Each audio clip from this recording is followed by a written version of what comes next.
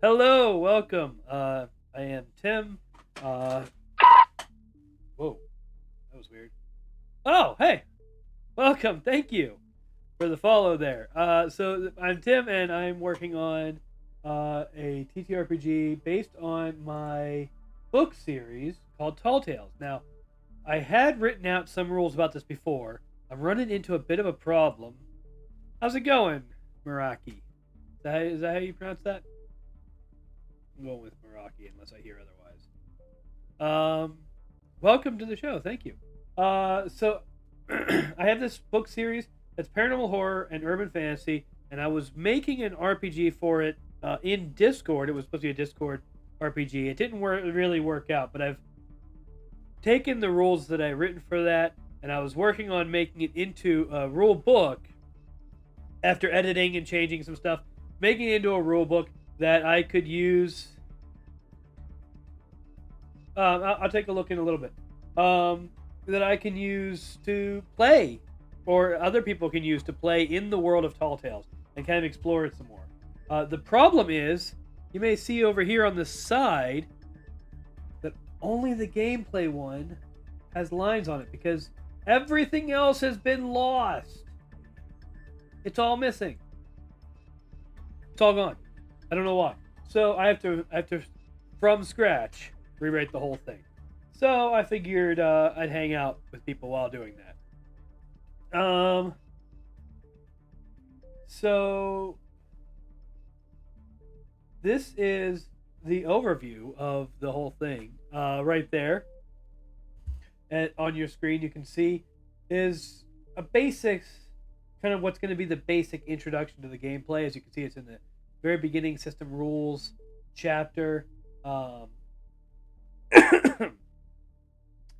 And what it summarizes here is what I'm calling the specialization system. And it's a system that I've developed that tries to address the lack of value in specializing in a lot of games. So, for instance, in Mutants and Masterminds, we were just playing a campaign of Mutants and Masterminds, and one of the characters had very specific skills that he had based on his background. But the character, player who adopted that character and started making his own, noticed that it really didn't matter whether he had ranks in skills or if he had ranks in intellect, if all of his skills were intellect based. So he dumped all the points out of his, out of his skills, and just cranked up his intellect and picked up a thing called Jack of all trades, which let him roll every skill as though it was trained. And so that type of thing is fairly common, and you have this come up a lot in various games where it doesn't really matter whether the points are in the basic trait or ability or if it's in an actual skill, if you're trained in a skill. And it really makes skills and specializing in skills and kind of developing, using skills to kind of develop your character, kind of pointless because there's not a whole lot of game benefit to that. Whereas in real life, just being clever isn't enough to fake high levels of training in various forms of education. You can guess, but you're going to be wrong. You can be very charismatically wrong, as we've seen with Twitter, with what's happening to Twitter. But you don't know what you're doing. It becomes very apparent to people who do know what they're doing. And in game terms, when you're trying to figure out whether or not something is correct, just being able to fake it doesn't really make sense because you're going to get it wrong if you're trying to fake it. So, how the specialization system works is that it directly rewards you for training in a thing. So, you can see in these later paragraphs here, what actually happens is if you want to use a skill, let's say you want to use, engineering. The example I use here is memory with engineering and with occult. If you're trained in the thing that you're trying to do, then the rank in your skill becomes a dice pool of that many dice. So if you have 4 ranks, you get 4 dice. and those dice are D6s. If you are not trained in it, and then your trait is just a modifier. So, like in this case, if we used intellect, right? Okay, engineering and intelligence. Your intellect rank becomes a number of dice, a number of D6s, and your intelligence rank becomes a modifier. So it'd be like 3d6 plus 3 or whatever. If you're not trained in it, you just roll a d4. 1d4 plus your ability plus your ability. So in that case, it would be 1d4 plus 3. So the range of results is very different if you are trained versus if you're not trained. And the more trained you are, the faster that gulf grows.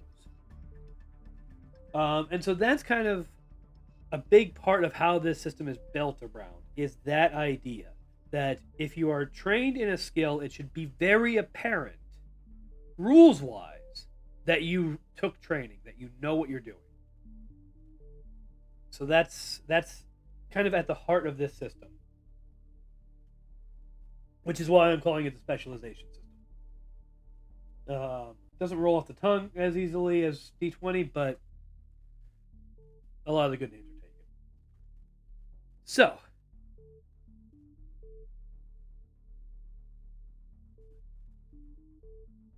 with that in mind, I need to be fleshing out various other aspects of the system. Now,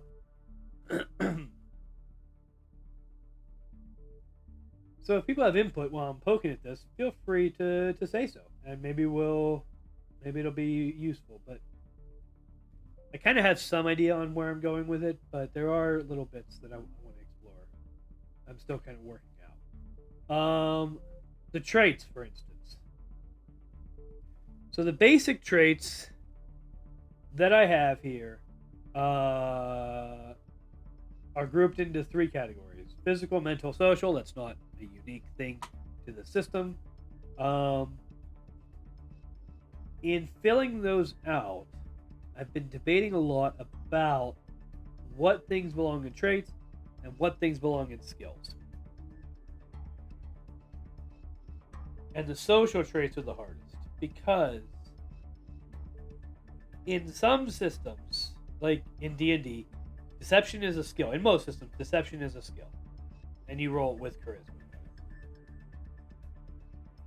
Well, how intimidating and how charismatic you are aren't necessarily the same thing. And so I was thinking of making intimidation and deception and manipulation and charisma the social traits.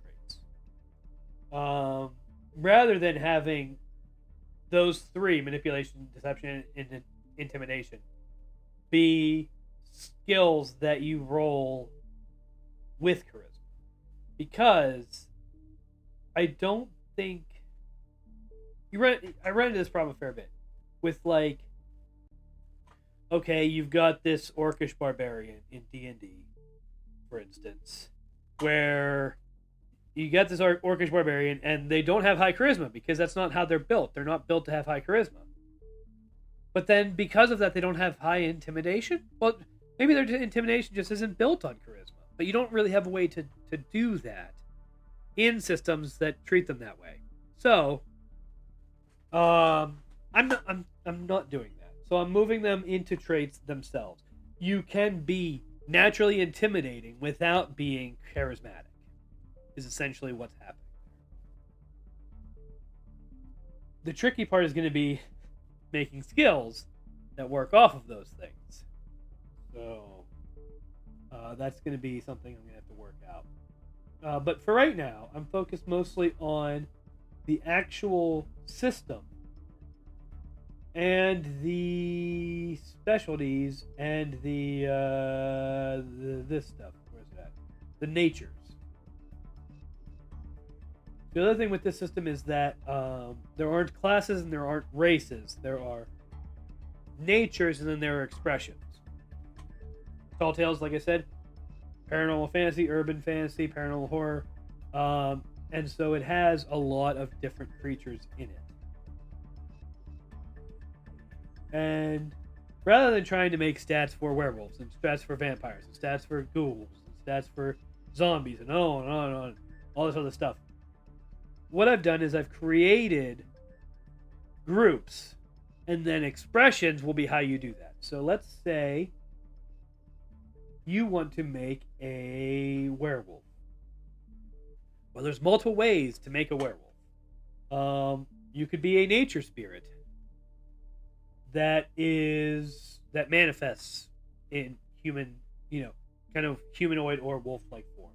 You could be a Nephil, in which one of your parents is a human and one of them is some kind of wolf spirit. You could be some kind of fae. You could be a cryptid, which is an embodied spirit. So you're kind of this shape-shifting wolf spirit that has flesh. That would be a cryptid. And so, like, each of these options gives you different rules that you play with, but you can have the expression of those rules be a werewolf or be a vampire or be a Bigfoot or whatever. And so the game is meant to be very flexible with that.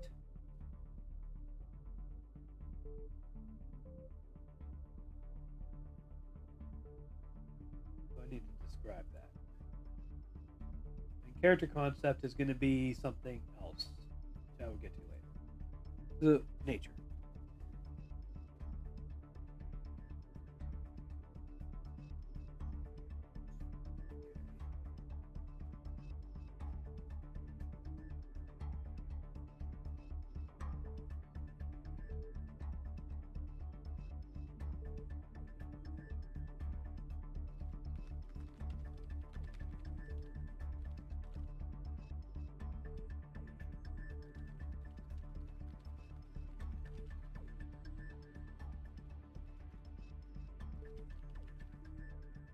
Well,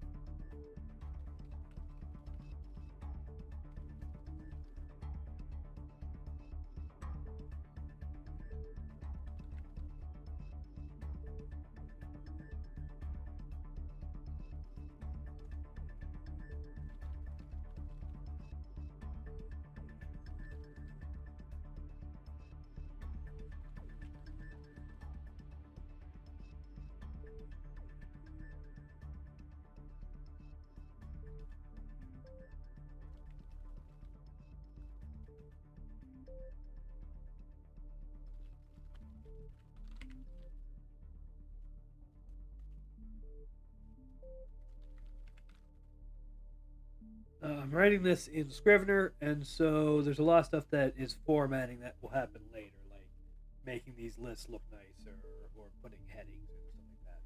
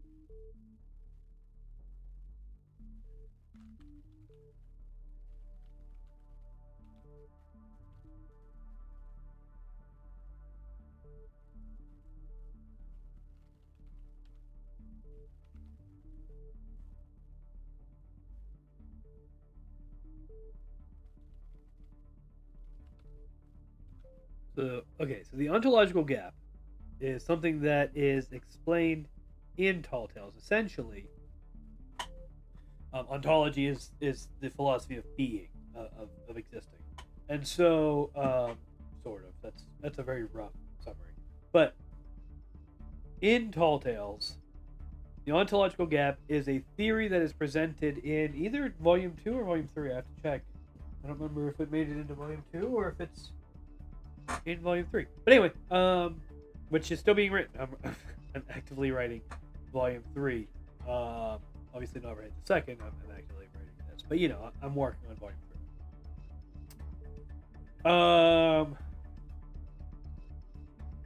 3. So the ontological gap is this idea that if you are a being that exists in both the physical and the metaphysical realms, which humans are in Tall Tales, humans are dual beings. They exist both in the physical and the metaphysical realm. They are one being that has some existence in both realms. That there is, within the state of being, there is a distance between these two aspects of the self.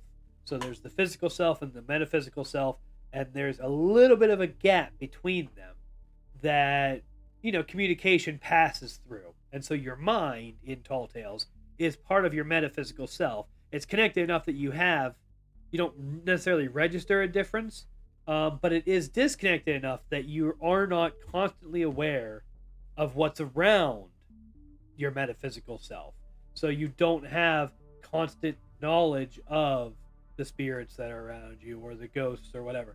Like all this stuff that's going on that's spiritual is surrounding your metaphysical form, but because of the gap, you aren't seeing it with your physical eyes.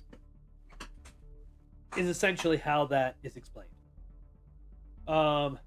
Some beings in Tall Tales are theorized to have a larger or smaller ontological gap. Now, you notice I'm talking about it being theorized. That's because in the books, magic is largely theoretical. That is, people don't really fully know how the rules of magic work. They have theories, and they apply those theories, and when they work, great, they stick to it. But sometimes they don't. And so people there is no such thing as like someone who just knows everything there is to know about magic. Or people who can or if there's a scene where someone just like, oh, here's how magic works. What they're doing is they're presenting what they believe about how magic works. And there are times, like I think the very first story in Volume 1, one of the first things you learn about one of the characters is a statement about how magic works. And by the end of that story, that statement has been contradicted by something that you've seen. And there's stuff like that throughout Tall Tales where it isn't fully understood any more than the physical world is fully understood. And sometimes people are surprised by it. But for the purposes of the game, it is treated as though that theory is accurate. So the game assumes that the ontological gap is a real thing and that is how you explain certain things that happen in the story. Such as, the disconnect between your physical self and your metaphysical self, or the lack of disconnect that some characters seem to experience.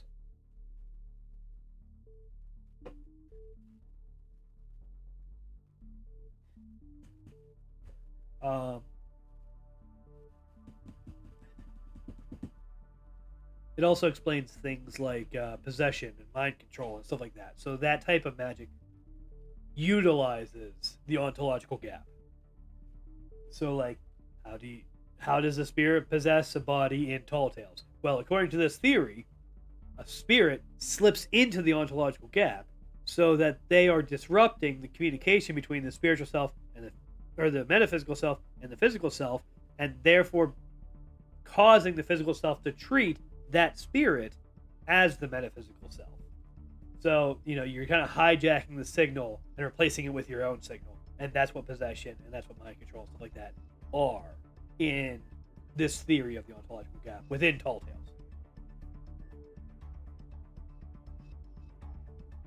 Anyway.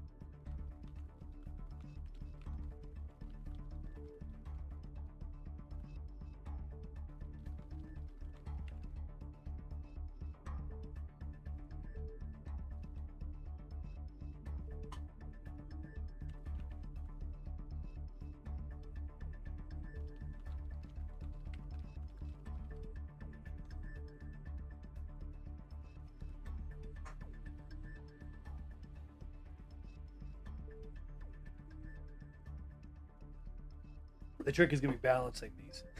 That's gonna be the fun part. You can see there's some element of that present where like, okay, you get this but you lose that or whatever. Um, but there's gonna have to be it's gonna be significant. Like I'm gonna have to when I'm actually writing out the entries and detailing what these mean in game terms. I'm gonna have to be very careful to make sure that they actually work, like that they are actually balanced.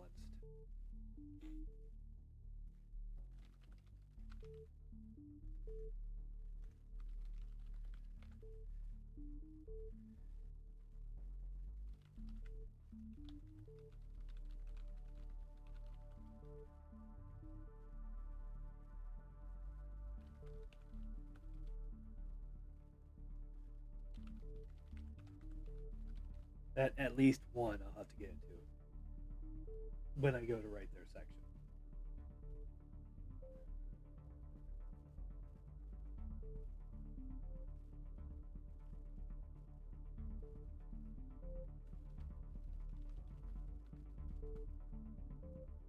Nephilim is the plural form of Nephil because it's not originally English. It's originally Hebrew. So that's not it.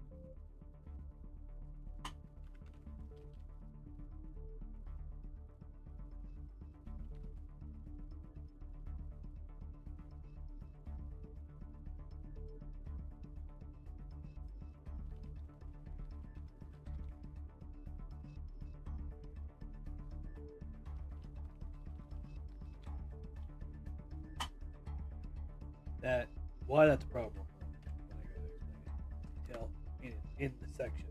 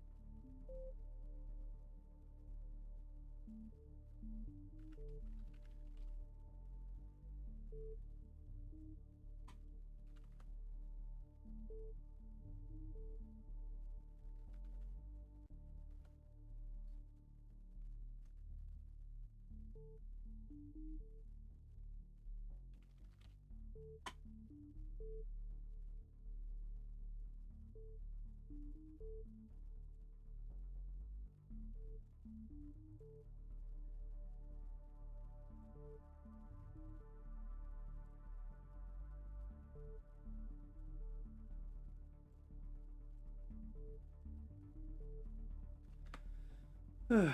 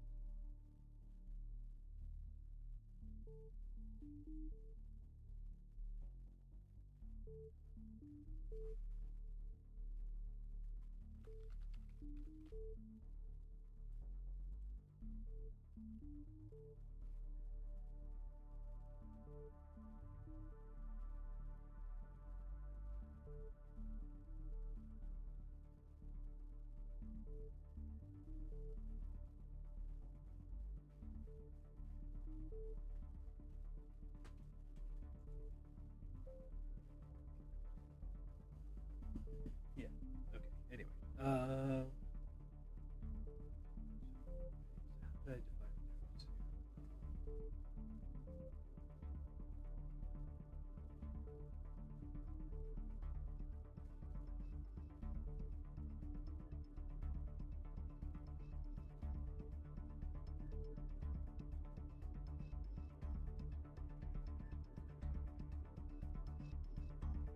I don't remember how I defined the difference when I had my previous notes. Okay,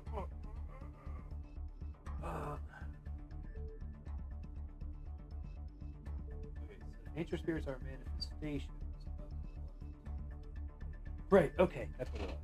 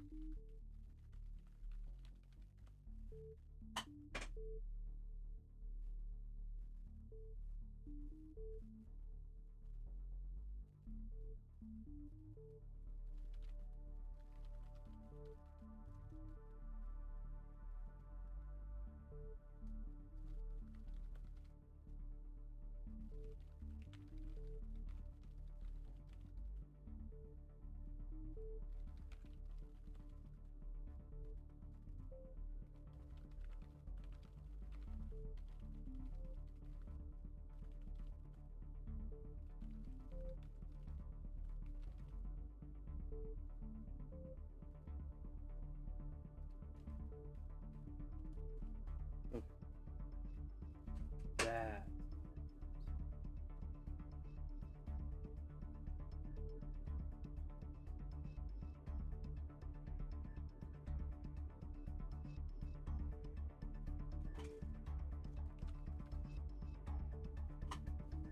Huh. Starting to get dark out there.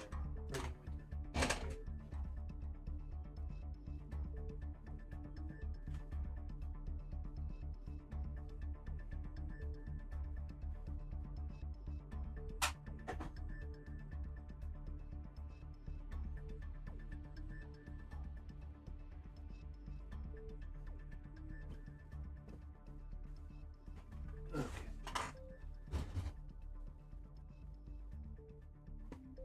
If you're curious about any of this, check out the Tall Tales website. So, as I said, it is a collection of books. It also, I was originally intending to do it as a web serial. And so the web serial still exists, but what's actually there is essentially the first draft versions of things. So, not every book, not every story from the books. There are a couple stories in each book, like volume 1 here. There are a couple stories in each book that only appear in the books, that do not appear on the website. But the stories that do appear on the website, what you have there is the first drafts that you can read for free. Obviously, there was a number of edits that happened to them as they were getting put into book form, and you can check that out and get a sense of the story overall. And there's information there on how to get the books. If you order it from me, I get a larger cut. But it is also available on Amazon. They are volumes 1 and 2 and a couple other things.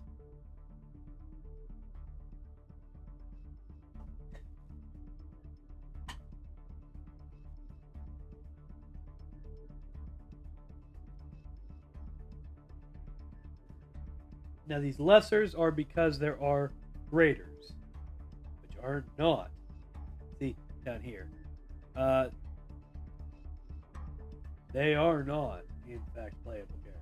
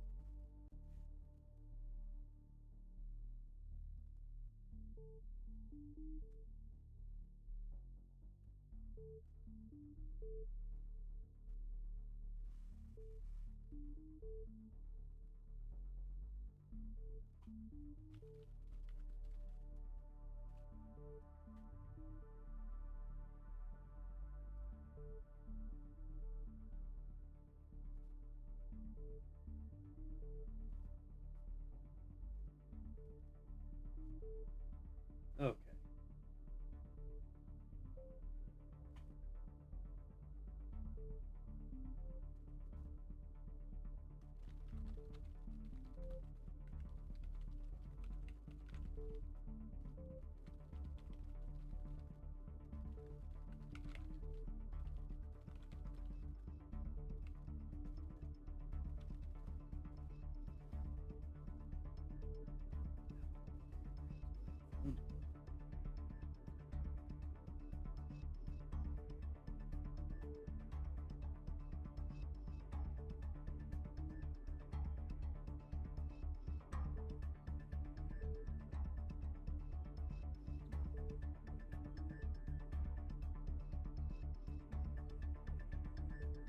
Okay.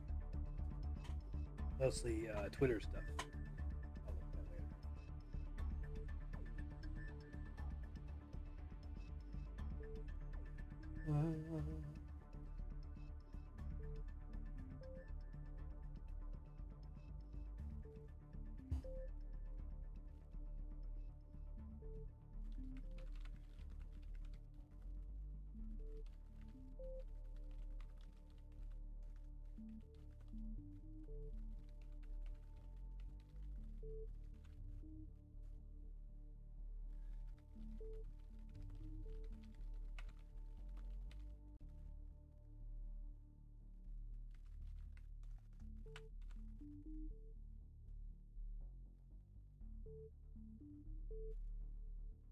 Now, this is going to be interesting because the system. I have two RPGs that I want to write, and I'm thinking about just combining them. So basically, using the story or the specialization system for both of them. But one of them is going to play a lot harder on concept. And so what I'm thinking of doing is introducing this idea I have for a different RPG to use this system as an optional role in this RPG. And then in another book, make it, more of a core mechanic. But for now, let me just focus on defining this. I haven't decided whether or not I'm actually going to keep character levels. I kind of want to. I'm not sure that it makes as much sense. But it's... So, here's the thing. If I go with D&D style level, right, where like this is, you level up. When you reach a certain point, you level up, and when you level up, you get the benefits of that level.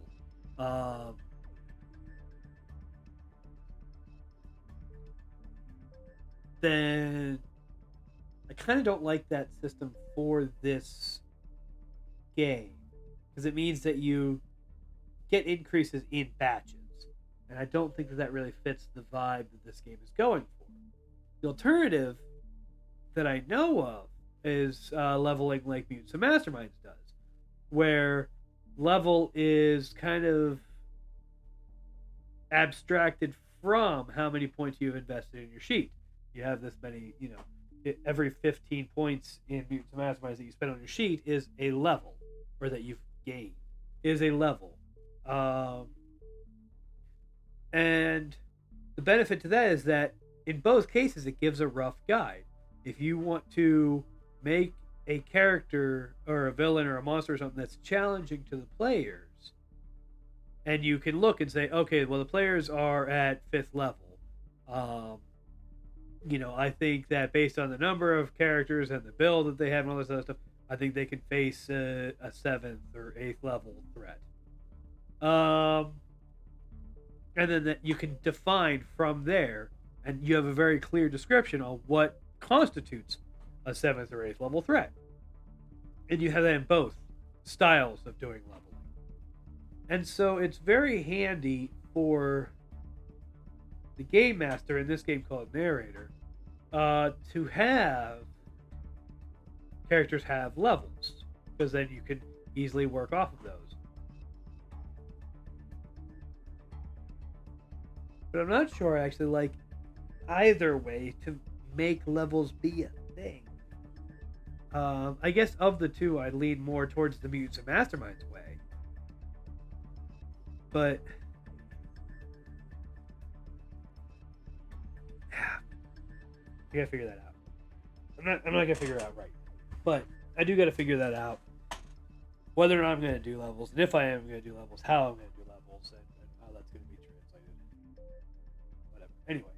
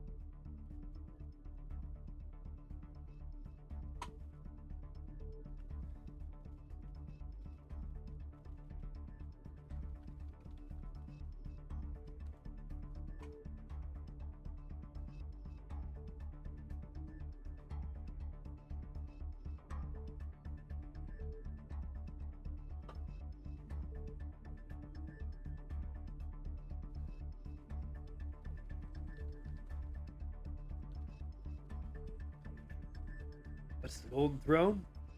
Who knows? It's whatever you make it be, I guess, for your background.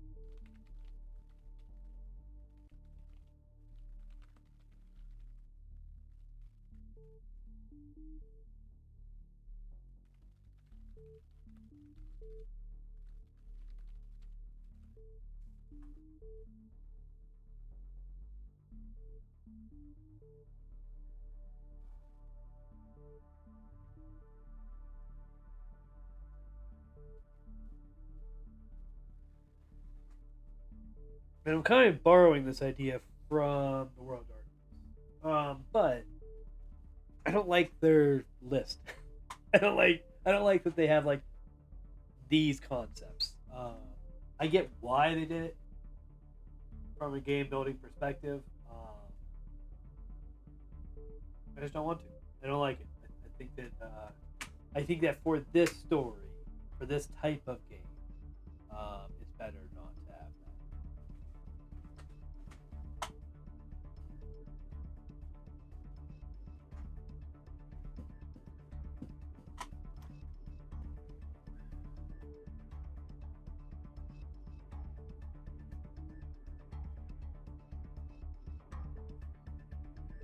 You know what?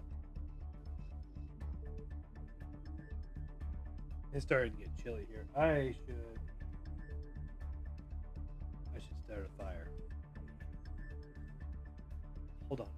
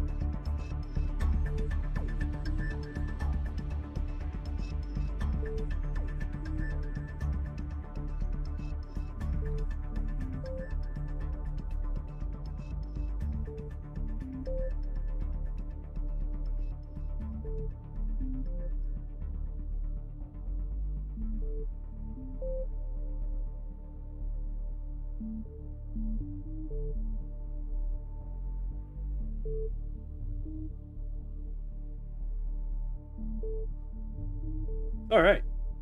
Where was I? Character concept. Okay.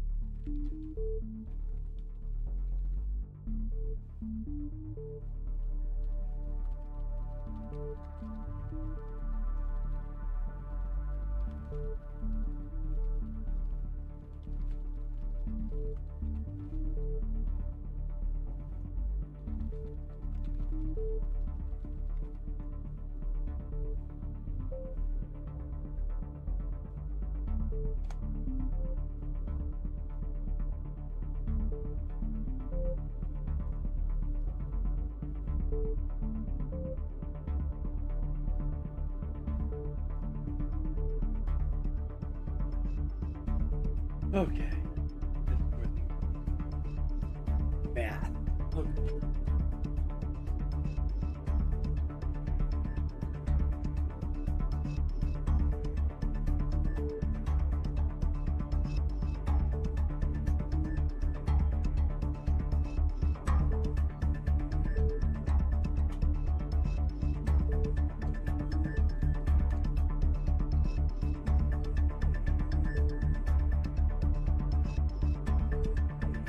So let me show you a thing.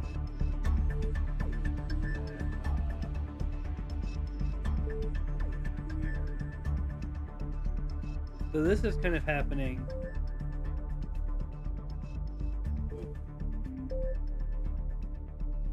All right, I'm gonna have to live add a source. Which is gonna be a pain, but...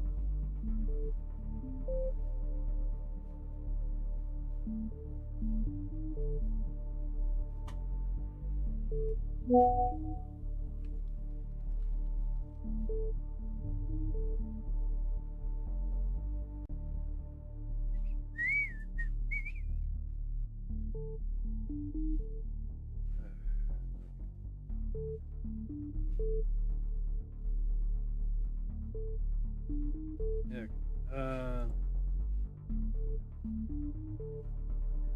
Oh, this one. Yep, it is that one. Okay, cool.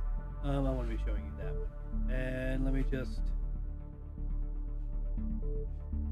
make this make sense.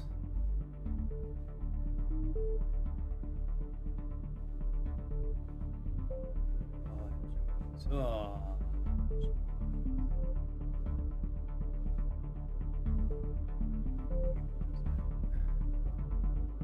wait, it shouldn't be doing that. There we go. All right, anyway, so Clip Studio Paint is the program that I'm using here, and I am designing the character sheet, as you can see.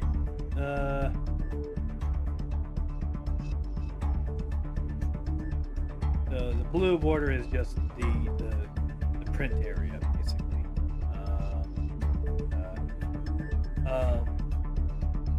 So everything's gonna fit inside of that. But the actual white, the actual canvas there is 8.5 by 11, so it's paper size. Which I might have to change. Is this 8.5 by 11? Yeah, I might not have to change it. I think I can get. Anyway, whatever.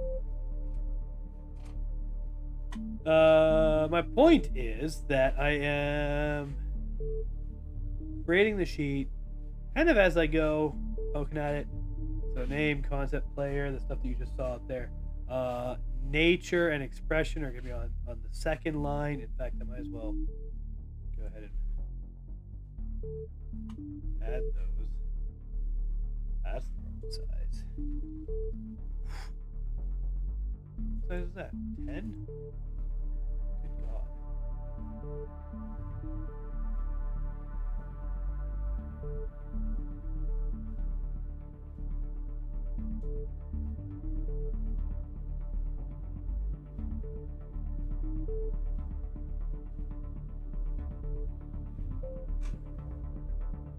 Yeah, okay.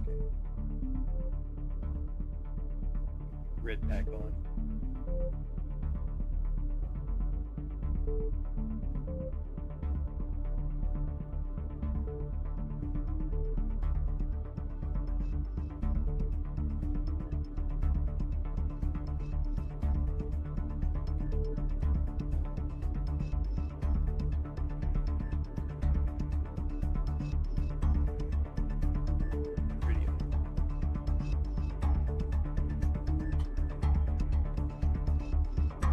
Oh wait, that's of course. Now that I look at it, not that I need a bigger space.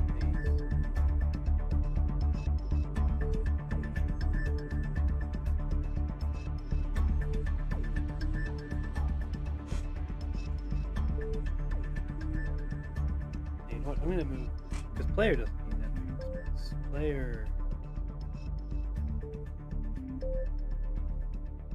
Thing. Is he probably just gonna put like your first name, right? Like, more often than not.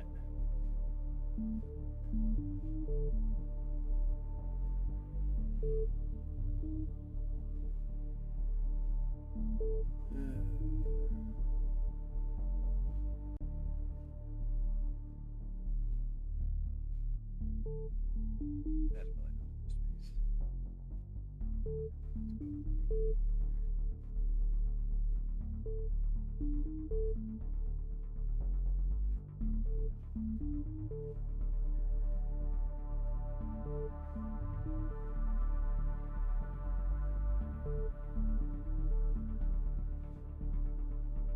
Yeah.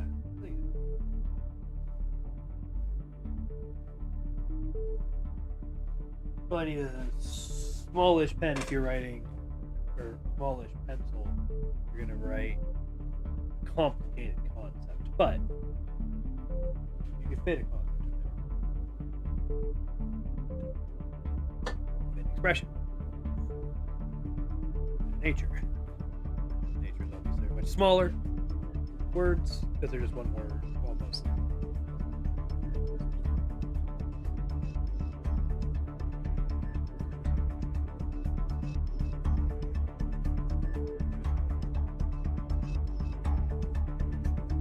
Oh, yeah. Forgot this because I made it mine. All right.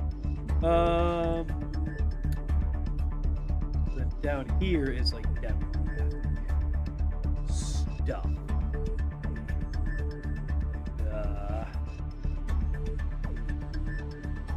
Hey.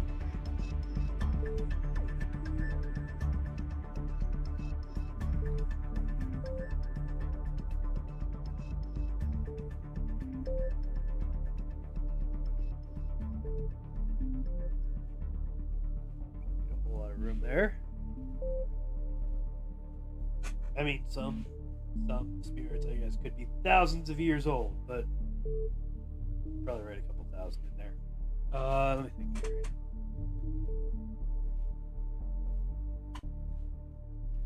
Height.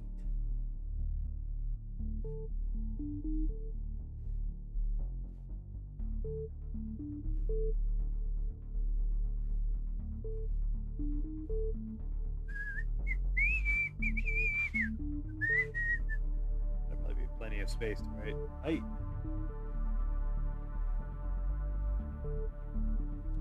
Weight. I don't know if weight's gonna be. Well, I mean, it's nice to know if, especially if you have characters who might be picking other characters up. I'm gonna include it.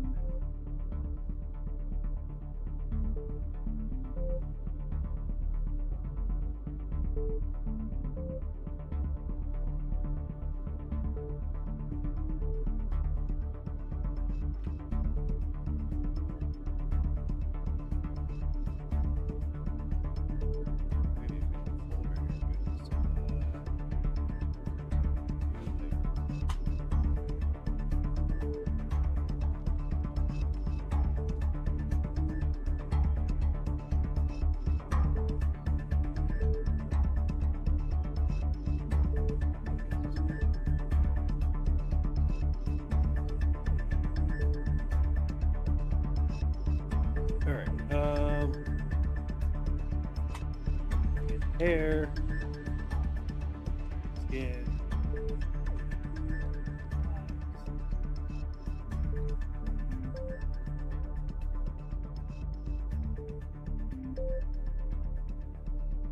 you know, the huge.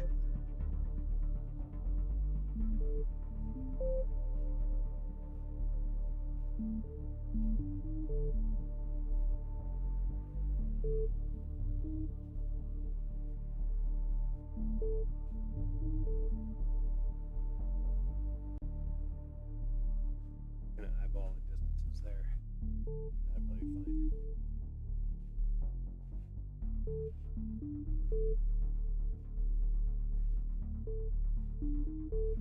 I can always edit later. You know, this is a rough draft. Okay.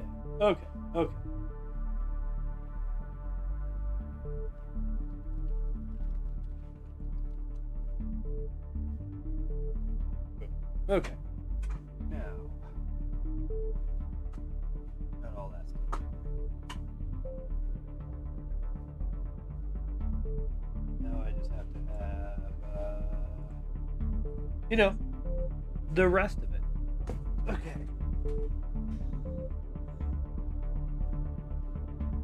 I'm going to hide that. Go back to this.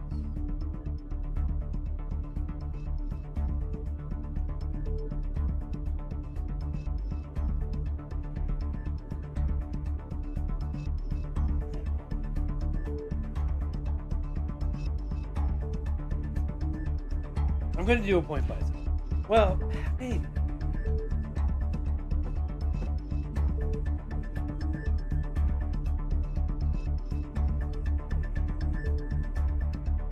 Maybe I'll do it.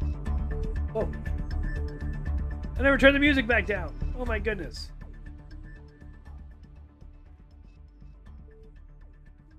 I don't know how well you could hear anything I was just saying. Oh well. Anyway, do I want to do a point by system or do I want to do a random traits? If I do a point by system, if I do a point by, I'm gonna say another thing about World Darkness that I'm not gonna do, and it's gonna give the impression that I don't like the way World Darkness does things. I like the way World Darkness does things. That was one of the first games I ever played that really got me into gaming. But it was Vampire the Masquerade, sort of. It became Vampire the Masquerade. I started out playing Immortal. Anyway, the hell was I talking about? Oh, so they do point by section though. So, you have this many points to spend on these traits, or and it's even broken down. Like you have to choose. This number is how many points you have to spend in social versus mental versus physical, and all this stuff. And so and so what you end up with is that everybody ends up having roughly the same balance in traits. Like everyone who picked social to be their least important got 4 dots to spend in social, and what that meant was that because they had 3 options, they had one option with 2 dots. They had one option they put 2 dots in, and 2 options they put 1 dot in, and that was it. And so the sheets all look pretty similar on that level, like kind of. Whereas with Mutants and Masterminds, the point buy system is for the whole sheet.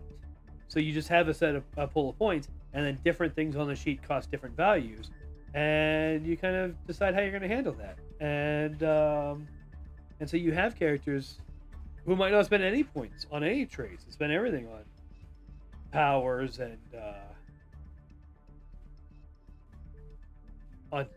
skills and stuff.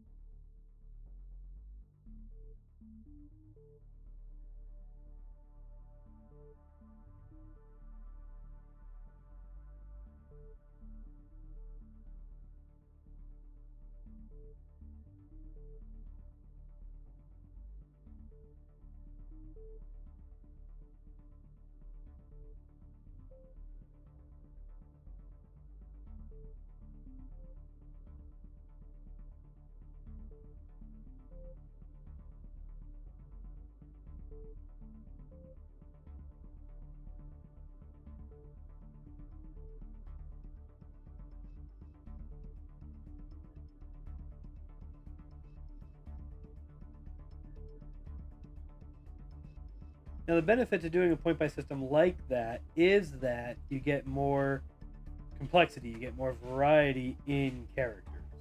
And that's something that I appreciate. That's something that I think this is going to be good for this type of thing. So if I do a point buy system, it's going to be like that. It's going to be more like Mastermind's point buy system than like World Darkness' point buy system, or D&D's point buy system for that matter, which is also broken up by part of the sheet.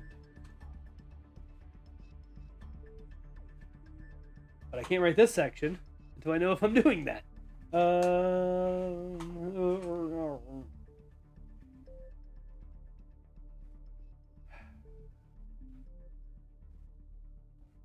guess I could work on another area. Of course, I gotta meet my kid's bus soon. So, you know what? I'm gonna actually think on this, and I will pick it up next time. Thank you for joining me. I've been posting links to cool stuff that you can check out.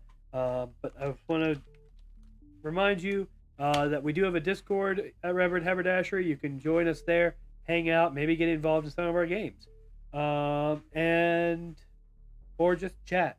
You know, share memes and stuff like that. We have all kinds of stuff like that going on. Also, that we do through this channel raise money for Children's Miracle Network hospitals. You can find all the information about that, and donate to us, to the hospitals that we are raising. Money doesn't come to us at any point, and every cent goes to the hospital. So you can check that out there. Go ahead and check out our page and our roster, and find pages to donate through. And thank you very much. And tonight is Star Trek Lexington: Last of the Line. So join us at 9 o'clock Eastern Time tonight for the adventures of the USS Lexington as it's lost in another galaxy.